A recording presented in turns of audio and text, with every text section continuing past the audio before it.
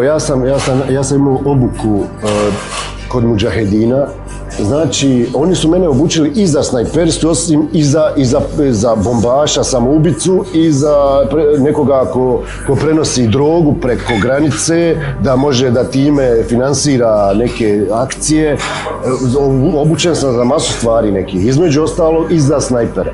Ovaj čovek priznaje da su ga mudžahedini obučavali za najmonstruoznije zločine protiv Srba u Bosni i Hercegovini, a NATO televizija N1 ga je srpskoj javnosti predstavila ovako.